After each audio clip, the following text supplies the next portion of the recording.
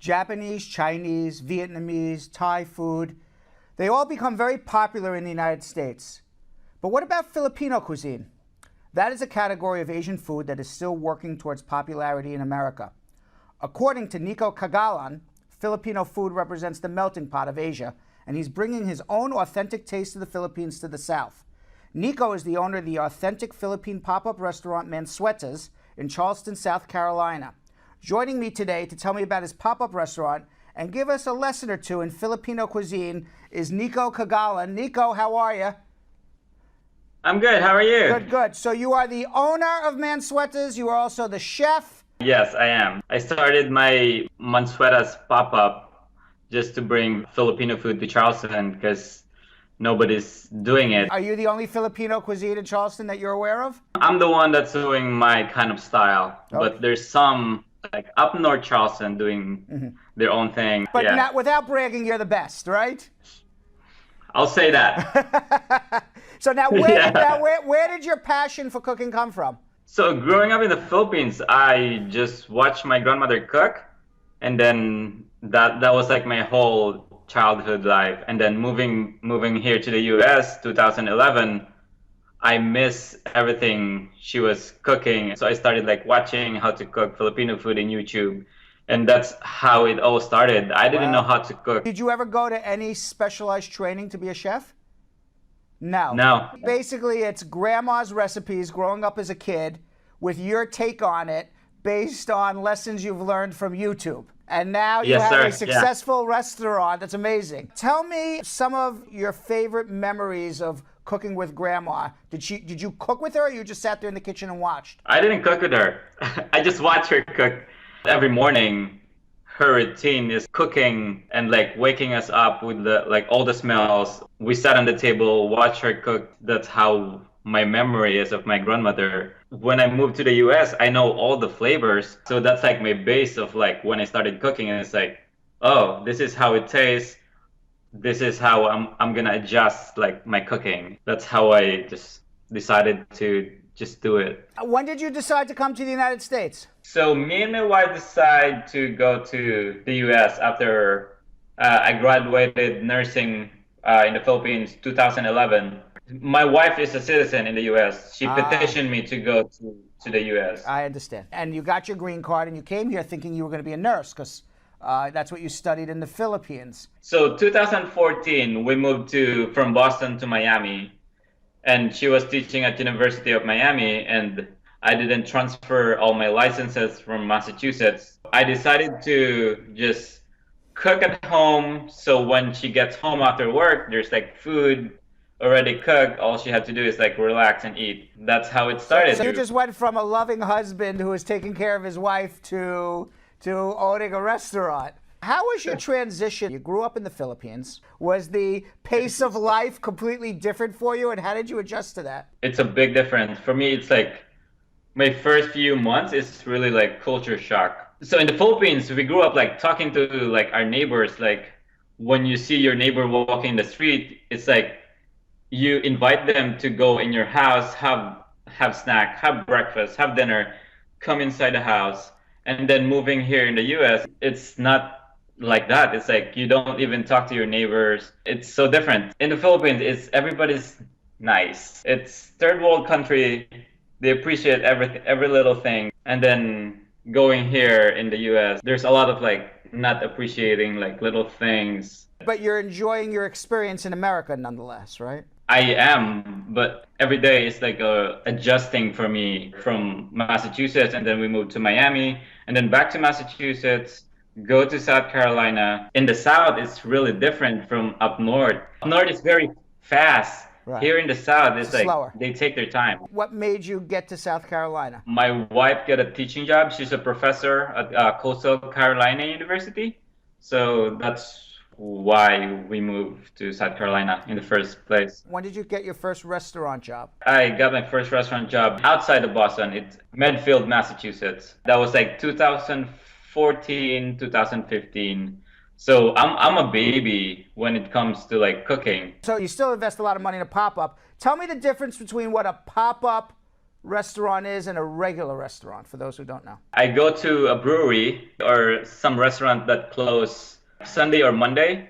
I would go there. Sometimes I would pay like percentage of what I'm making, rent the whole restaurant, bring my own menu, bring my own food, bring my own staff, and serve Filipino food. From not knowing anything about business to like having my own like Filipino restaurant-ish, it's a very big step from doing nursing home. That's a lot of work, doing a full-time Yeah. job and the pop-ups. So how many weeks are you putting in altogether? I work at my full-time job around 40 to 50 hours a week. And then on my days off, I would prep for my pop-up. And then one of that days off, I would go back home to Myrtle Beach, which is 2 hours from Charleston. What exactly is Filipino food? It's not Thai, it's not Vietnamese. There's so many things to Filipino food. One is like we have the best spring rolls, which is called lumpia. This is the Filipino version of spring rolls. My version is ground pork, a lot of vegetables, calamansi, which is the citrus from the Philippines, and the sauce is just the banana ketchup. It's like one of my thing on my pop-up is like always have banana ketchup on my spring rolls. Our national dish is adobo, which you can make like either pork or chicken or fish. It's just braising soy vinegar and the trinity of Philippines, which is the garlic, ginger, and onion. Just savory, tangy, but I add a little bit of coconut milk, so it's like creamy, rich flavor to it. Now, you put a lot into the presentation of these dishes. Is that typical that you would find in Filipino restaurants, or is that specific to you? No, so Filipino food is ugly. It's just a scoop of this, scoop of that. Not really big on presentation. Right. But that's what I'm trying to like do on my like pop-up restaurant. I know the flavor is there, and I also want to make sure that it will be presented to you like kind of like fine dining or beautiful plated food. That's what I'm like aiming to bring. What are the basic flavors that you would taste in Filipino food? In the adobo, it's garlicky, gingery, but the sauce is like tangy with a little bit of like creaminess coming from coconut milk. So that's my take on my pork adobo. So you had mentioned that you make the best spring rolls with banana ketchup. Why don't you describe what banana ketchup is? Really famous in the Philippines. All the Asian market have it. We have this type of banana in the Philippines. It's called saba. It's very thick. You just smash it or put it in a blender. It turns out very like starchy. The red color is just a food coloring. Just for presentation. Now, one of the most striking visuals of your dishes is ubi, or purple yam. It's an ice cream sandwich on a butter brioche roll. Tell me a little bit about that. It's like an ice cream sandwich, but I add a little slices of strawberries just for a little like acidity and like texture to it. What do you keep in your refrigerator? I have purple yam ice cream, ginger, and scallion.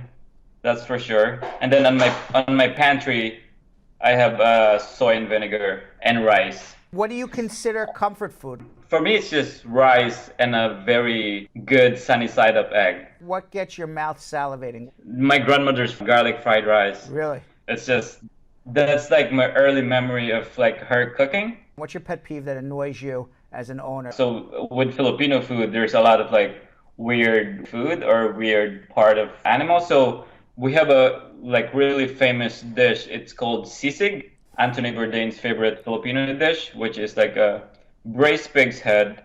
But if you put it on your menu and you say pig's head, people won't order it. So my pet peeve is like people that doesn't wanna. They say that they don't like the food.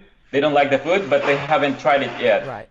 And it's just It's one thing weird to say I don't like it after trying it, but it's another thing to say I don't like it and not try it. Now, you watched a lot of Gordon Ramsay. What's the pressure like in the kitchen? Do you find yourself throwing pots and pans at people? I'm very mellow when I'm in the kitchen. I'm really focused.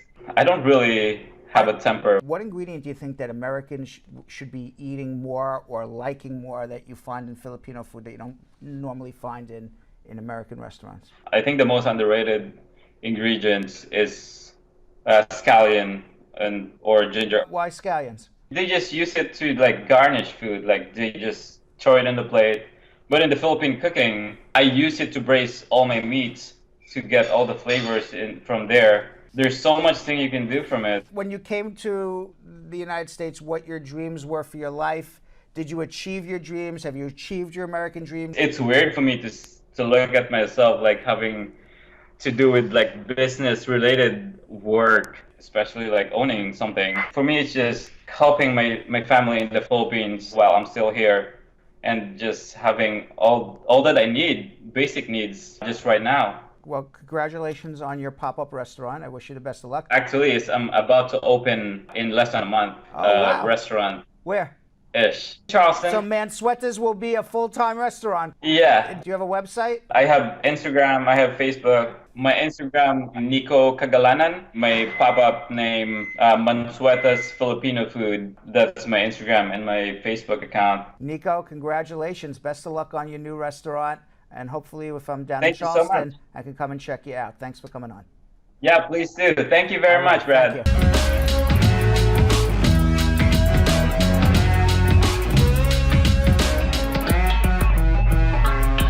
Thanks for watching. For more Brad Show Live, like and subscribe to our YouTube channel.